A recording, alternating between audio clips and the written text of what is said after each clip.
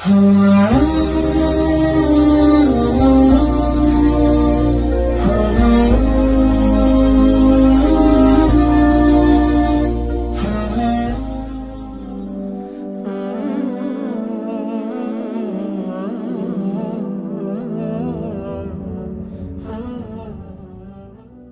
alaikum wa rahmetullahi wa barakatuhu. Vëllezër të dashur, motra të nderuame, mirë se vini në episodin tonë të radhës në El Fala Podcast, ku me mua është Hoxha Sinan Rushiti. Hoxh, selam aleikum dhe mirë se u takuam. Wa alaikum salam, mirë se u takuam përsëri vëlla Egzon. Allahu të ruaj që përblef për mundin, kohën ty e vëllezërit në përgjithësi. Hoxh, si ki kalu? Wallahi, mirë vëlla Egzon, elhamdulillah. Falendrojmë Allahun subhanahu wa taala, mirë deri tash mirë dhe shpresojmë çdo herë mirë. Elhamdulillah. Elhamdulillah. Hoxh, kësaj radhe e kam përzgjedhur një temë ku do të folim pak a shumë për zhvillimin e teknologjisë, me begati do të thonë që Allahu na ka dhënë këtë kohë moderne, por shpirti është rëndu, do të thonë gjendja shpirtërore e njerëzve është rënduar. Tema është me vërtet të rëndësishme, për shkak se edhe në kohën e fundit mundohem që shumë të japë rëndësi çështjeve shpirtërore edhe më shumë të flasim në këtë aspekt, në këtë drejtim, për shkak se shihet se nevoja është shumë më e madhe. Nevoja është shumë më e madhe për të flitur për këto probleme, shqetësime, brenga, për shkak se faktorët që e rëndojnë shpirtin e njeriut janë më shumë. E një për atyre është edhe avancimi i kësaj teknologjie. Një anë që është një e mirë, por në anën tjetër ekziston edhe ana e keqe, ana negative ku ndikon negativisht në shpirtin e njeriut dhe e rëndon, dhe derisa njeriu për shkak të devijimit të tij, si shkak avancimi i krejt këtyre gjërave, shpirti i tij rëndohet. Allah i shpërbleft, Hoxh. Amin. Po pse, Hoxh, sot njeriu në këtë kohë moderne është gjithnjë e më shumë i lodhur shpirtërisht? Sepse kjo kohë moderne, modernizimi, në përgjithësi, e bën që njeriu më shumë të jepet jetës materiale dhe të largohet nga përkujtimi i Allahut te bareke ve teala. Thot Allahu azza wa jall: "Wa man a'rada an dhikri fa inna lahu ma'ishatan danka." Ai pra kush largohet nga përkujtimi, ai do të ketë një jetë të vështirë.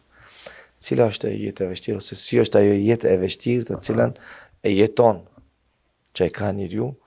Është ajo se njeriu në brendinën e tij, në gjoksin e tij, ndjen një shtrëngim, një shqetësim, mërzi, brenga, probleme.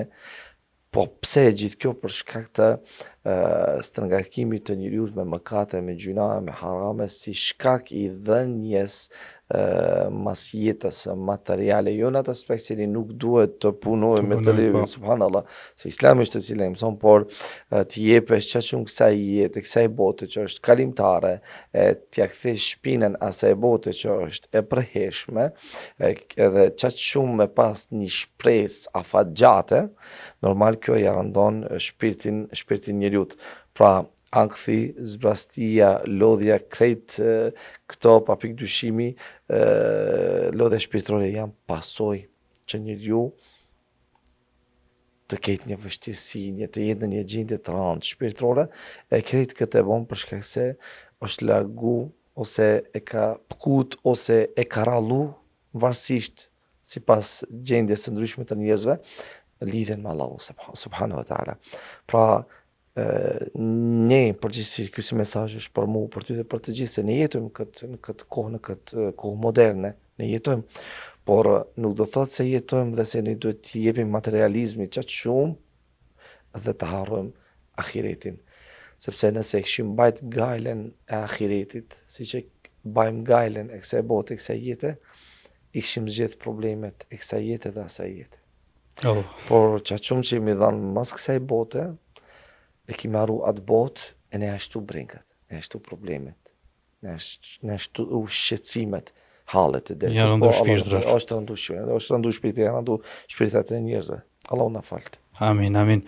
Po besoj edhe teknologjia, zhvillimi i teknologjisë e ka dhe atë anën pozitive, nëse di me shfrytzu për hajër, besoj që mundemi me pas edhe një lloj qetësie. Allah të beqato vëllai, shef, teknologjinë të gjithë ne shfrytëzojmë. Të gjitha Pa shfrytëzojmë. ndërprej jemi me telefona, me tableta, rrjete sociale, teknologjia është mjet, po nuk është burim qetësie. Pra nuk e qetëson ti zemrën përmes teknologjisë, nëse ti pesh rëndësi jep jetë e materializmit, e largohesh nga burimi i qetësisë. Kush është burimi i qetësisë? Burimi i qetësisë është Kur'ani, Suneti, besimi i plot në Allah subhanahu wa taala, bindja ndaj Allahut azza wa jall. Thot pejgamberi sallallahu alaihi wasallam, pasuria e vërtet nuk është pasuria e mallrave, por pasuria e vërtet është pasuria e zemrës. Kjo pasuri, pra as teknologjia pra as pasuria nuk garanton qetësinë e zemrës, por ajo që qetëson që garanton qetësinë e zemrës është besimi i pastër, besimi në të vetmin një Zot Allah, të kapurit fort për sunetin e pejgamberit sallallahu alaihi wasallam. Teknologjia, pra, është mjet përmes të secilit ne mund të afrohemi më së shumti te Allahu subhanahu wa taala. Po në njëjtën kohë është edhe faktor për të devijuar, për të shkatruar, varësisht si e shfrytëzojmë, si e përdorim. Tash në kohën tonë ka avancuar teknologjia, në kohën më pashme ka pas gjëra tjera të cilët kanë qenë si faktor për devijim. Edhe vetë pasuria. Edhe pasuria është mjet. Ma para ka ekzistuar pasuria, ka pas njerëz pasanik. Por nëse dikush e ka shfrytzuar për të mirë, është afruar te Allahu dhe ka qetësuar zemrën e tij, e ka kënaqur shpirtin e tij. Por nëse e ka keq përdor pasurinë, ai është larguar më shumë prej Allahut subhanahu wa taala dhe ka rëndu shpirtin e tij. Allahu të shpërblet. Bashkë me ty vëllai. Po sot teknologjia a sjell më shumë qetësi apo ankth? Pyetje mirë. Teknologjia sot, prapë përsëri do themi, varësisht nga mënyra e përdorimit. Varësisht nga mënyra e përdorimit. Nëse ajo është mjet, tash si do ta përdorish ti? Nëse njerëzit nuk kanë, për shembull, i marrim rrjetet sociale, njerëzit kanë të hapur aplikacione të ndryshme, nëse merr me TikTok, me Snapchat, me Instagram, me Telegram, me WhatsApp, me Viber, me Facebook, lloj të ndryshme aplikacione. Pse? Po çështu thjesht shofi reklama të ndryshme. Pra, nëse instalimi i këtyre aplikacioneve nuk është qëllimi i arritjes së kënaqësisë dhe mbushjes së zemrës me qetësi, paqe, atëherë nuk ka prej tyre përposë dëm.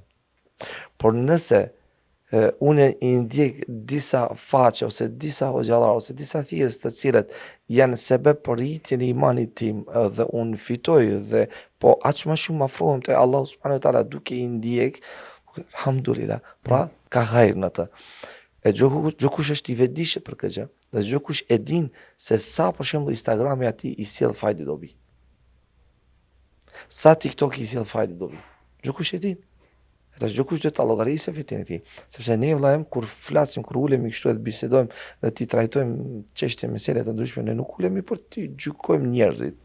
Po shumë është. Ke parasysh, nuk ulemi të gjykojmë njerëzit, po ti trajtojmë disa pikë, disa çështje, disa mesele, disa tema bashkëkohore që do të jenë në dobin favorin tonë dhe të vëllezërve motrave në përgjithësi. Prandaj mesazhi në lidhje me këtë pyetje është gjokush le ta llogarisë vetin e tij. Snapchati si aplikacion që e ke të instaluar. Për çka e ke? A shef se po imani po shkatruhet. A shef se po paraqiten probleme bashkëshortore. Po e humb kohën sen. E ke fshije. Sepse ke llogari para Allahut dhe çdo aplikacion tjetër. Allahu të shpërblet. Bashkë me ty. Po të e po, domethënë sot gjithë këtë jetë dinamike, gjithë këto begati, edhe pse domethënë nuk dimi shfrytëzu ashtu siç duhet, po këtu domethënë teknologjinë, gjithë këto begati të Allahut, po Islami neve si na mëson domethënë ta gjejmë qetësinë në zemrat tona. Allahu shpërblet. Kisha pas dëshirë që këtë pyetje vëllezërit dhe motrat, si çdo pyetje tjetër, po edhe këtë mirë ta dëgjojnë e ta meditojnë. Ta kuptojnë se në para se gjithashtu të dëgjojnë fjalën e Allahut subhanahu wa taala, ku Allahu thotë në Kur'an, huwa alladhi anzala as-sakinata fi qulubil mu'minin. Ai është Allahu i cili zbret sekine, qetësi në zemrat e besimtarëve. Në zemrat e besimtarëve. Allahu zbret qetësi në zemrat e besimtarëve. Besimtari është ai i cili i bindet Allahut subhanahu wa taala, ju është bindet Allahut subhanahu wa taala, beson në Allah në ditën e ahiretit dhe për të kesh sekine, qetësi në zemrën tënde, duhet të jesh besimtar. Pa qenë besimtar, s'ke qetësi në zemrën tënde. Kjo është një që është shumë e rëndësishme.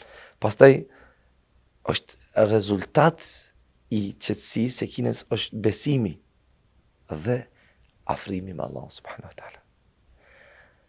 Nëse rrjetet sociale, nëse e gjithë kjo teknologji, gjithë shka që sot posedojmë kemi, janë sebeb shkak për largimin ton për Allahu subhanahu wa taala dhe dobësisë së imanit ton dhe bindjes dhe shkak sebeb për mbushjen e zemrave tona me shqetësime, gjërat këqija, të fliqta, të pista dhe rëndimin e shpirtrave ton, atëherës nuk na mbetet kurrë gjë tjetër posa t'i largojmë çdo gjëra.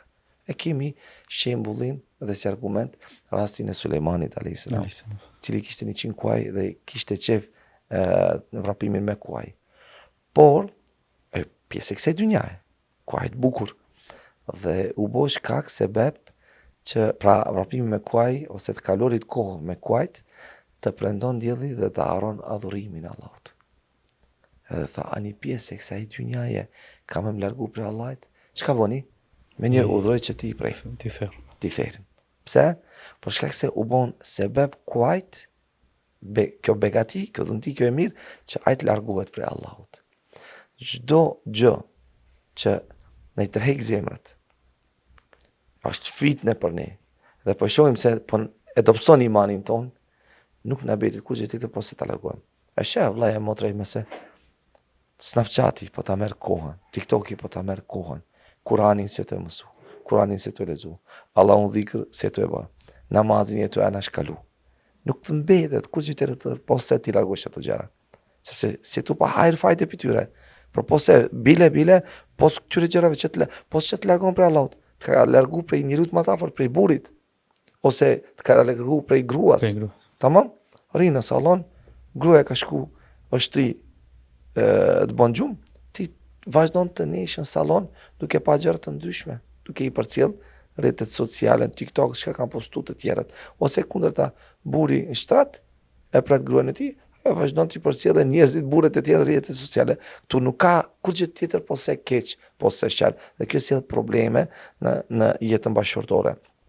Pra, Allahu zbret sekine, qetësi në zemrat e besimtarëve. Kështu Islami na mëson dhe na tregon se si ne mund të qetësojmë zemrat tona. Allah është shpërbleft. Bashkë me ty, vëllai. Po çfarë roli ka për kujtimi i Allahut, dhikri?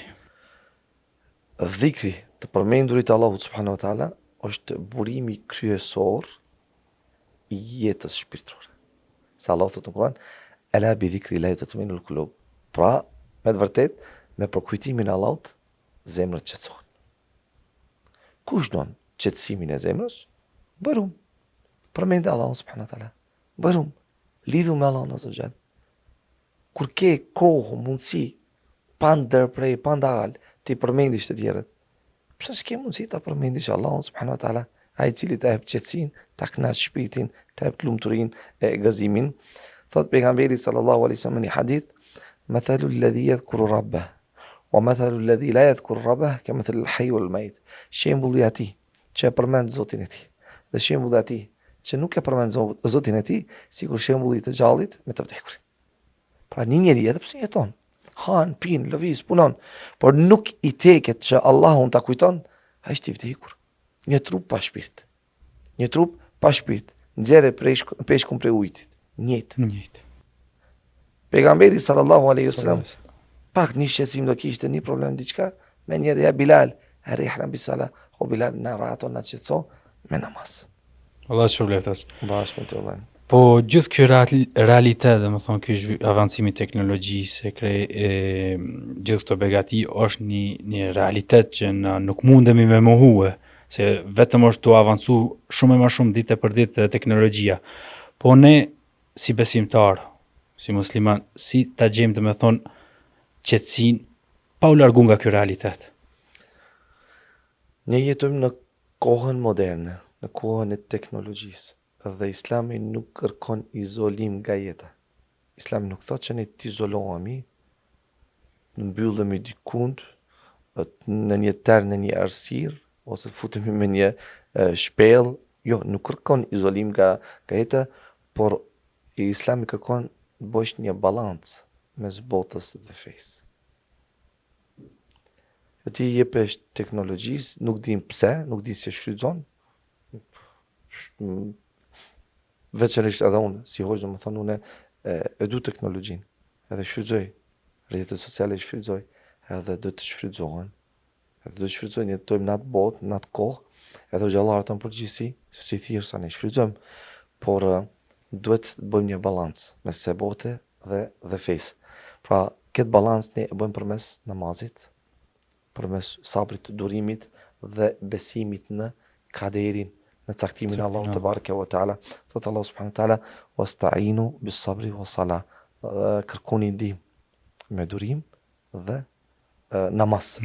Pejgamberi sallallahu alaihi wasallam, siç e kemi në fillim, pra pak parës, ai gjithçka që kishte një shqetësim se kur jepesh teknologjisë, bote, sejte, puna, ditën, angazhime, ngarkesa, probleme, obligime, lodhet shpirti, se këtë gjëra që ka kanë bëjmë me këtë botë, me këtë dynja, edhe lodhet njeriu, se Allah subhanahu wa taala e ka krijuar njeriu një dobët, khuliqal insanu daifan, njeriu është i krijuar i dobët. Dhe për shkak të kësaj dobësie edhe njeriu pak emanet, pak përgjegjësi kur të marrë, një angazhim pak më shumë edhe lodhet. Pejgamberi sallallahu alaihi wasallam, me gjithë ato ngarkesa që kishte, se çka ishte ngarkesa e tij, thirrja rrugt Allahut azza wa jalla, dhe njerëzit nuk pranonin, këtë silleshin, maltretonin dhe kështu me radhë, por qetësinë ku gjente, ja Bilal arihna bis salah, o Bilal na qetëso me namaz. Pra, besimi në caktimin e Allahut subhanahu wa taala dhe namazi, veçanërisht e mbajnë njeriu të qëndrueshëm në realitet. Besimin në kaderin e Allahut subhanahu wa taala, se gjithçka që ka lëviz, çka ndodh, çka bën, çka do të bëhet, dhe namazi është që mban njeriu të qëndrueshëm në këtë realitet në të cilën ne jetojmë. Allahu të shpërbleft hoxh. Bashkë të vënë. Pasi që kemi ardhur në fund, kisha dash nga ti ta dëgjojmë një mesazh, domethënë rreth gjithë kësaj që folëm. Rreth gjithë kësaj që folëm, një mesazh që do të japim të shkurtër, dhe duke u përmbajtur këtyre pikave dhe pyetjeve dhe kësaj teme, ka shkurtër normal, se kjo është një temë që ose çdo pyetje është tema vetë. Tema vetë që për cilën duhet të flitet shumë, por shpresojmë si mesazhe të shkurtra do t'ju bojnë dobi vëllezërve, motrave, dhe do t'i nxisin ata edhe ne gjithashtu që pak të mendojmë më shumë, edhe ta kuptojmë realitetin e kësaj bote, e kësaj jete, se është një kohë, është një jetë e përkohshme dhe që kalon shumë shpejt. Mesazhi im është qetësia, se krejt çka u folë rreth qetësisë dhe rëndimit të shpirtit. Qetësia arrihet përmes të përmendurit Allahut subhanahu wa taala, përmes namazit, përmes durimit, të qëndruarit afër me Allahun subhanahu wa taala, të larguarit nga teprimi i tepërt në lidhje me materializmin. Se dëshira e çdo kujt është të bëhemi milionera, të bëhemi miliardera, qysh si sa më shpejt të arrim këtij qëllimi dhe të përfitojmë pasuria, kupton? Por kjo shpresë afatgjate na largon nga ahireti, edhe ajo që sjell qetësinë gjithashtu në zemrën tonë është besimi në Allahun subhanahu wa taala. Nëse jemi besimtar të fortë, bindur fort në Allahun subhanahu wa taala, të mbështetur fort në Allahun azza wa jall, e duami namazin, kushtojmë rëndësinë namazit, japim rëndësinë namazit, falim në kohë namazin, që është një prej veprave më të dashura te Allahu subhanahu wa taala, çka namazi në kohë, edhe nuk jepemi shumë kësaj bote, kësaj dynjaje, edhe gjithashtu mos i që kemi mundësinë pa ndërprej të përmendim njerëzit, të flasim për njerëzit, të mundohemi më pak të flasim për njerëzit, më shumë të punojmë për veten. Për veten, dhe të flasim, të përmendim Allahun subhanahu wa taala, dhe kjo është e cila sill qetësinë në zemrat tona, dhe wallahi pa pikë dyshimi, dhe çdo vëlla motra që i kanë probleme të tyre shpirtërore, vese, cyte, çka u themi për bon dhikr. Fjala e parë, bon dhikr, përmend Allahun. Kujtoj Allahun. Pse kujtoj Allahun? Sepse kur ti kujton Allahun, pra truri yt pa ndërprej është i angazhuar me diçka që është në favorin tënd dhe është në dobin tënde. Edhe gjatë kësaj kohe që ti e përmend Allahun, djalli i mallkuar shumë rënd vështirë e ka ty të lodhe psikisht, shpirtërisht. Pse? Për shkak se ti pa ndal po të qëndron afër Allahut subhanahu wa taala dhe ti Allahun e përmend. Kur ti Allahun e përmend, Allahu ty të përmend në vend më të mirë, edhe në një mezhlis më të mirë. Tash ne po mundohen e përmendim Allahun, lut Allahun të kemi sinqeritet në gjithë këtë kohë dhe këto fjalë, ne e përmendim Allahun subhanahu wa taala. Për shkak që më mirë se Allahu na përmend mesin e ngjyve. E nuk ka kënaqësi më të madhe se kjo. Andaj kur ti mendojmë këto gjëra dhe u japim rëndësi këtyre gjërave, gjëherë do të jemi të qetë. Allahu na dhash qetësi e rahati ya rabbel alamin. Amin. Allahu shpërbleft hoq për kohën, Allahu shpërbleft për këtë mesazhe të bukura. Allahu shpërbleft vëllezërit, motrat, sponsorët të cilët kanë kontribuar për këtë projekt. Allah i shpërbleft. Lusim Allahun të na jap sinqeritet dhe ta dërgojmë mesazhin në vendin e duhur. Amin, amin. Para se ta mbyllish, subhanallahu, ke parasysh tash në çfarë qetësie, çfarë kënaqësie sjellën zemrat e besimtarëve, vëllezërve, motrave të cilat në një farë mënyrë kanë kontribuar që ne ti majmë këtë emisione, ta kemi këtë podcast, subhanallah, që mbetet një sadaka rrjedhëse për ata, edhe pas vdekjes së tyre që ato do të shpërblehen sa herë dhe çdo herë që njerëzit do të dëgjojnë këto emisione se këto mesazhe. E subhanallah, çfarë kënaqësie për zemrat e tyre, çfarë kënaqësie ka besimtari muslimani kur bën një vepër të mirë, edhe pse ty duket shumë e vogël, po vallahi tek Allahu subhanahu wa taala është shumë e madhe. Andaj kisha pas dëshirë dhon që të falenderoj vëllezërve, motrave, si sponsor të këtij projekti shumë të rëndësishëm të xhamisë tonë El Fela. Allah të shpërblem me të mirat e tij në këtë botë dhe botën tjetër, dhe lut Allahun subhanahu wa taala që Allahu kur nuk ka mbyll atyre dyert e veprave të mira. Amin. Hoq, faleminderit shumë. Allah ju shpërbleft. Selam aleikum. E shihemi herë tjetër inshallah. Takofshim për të mirën.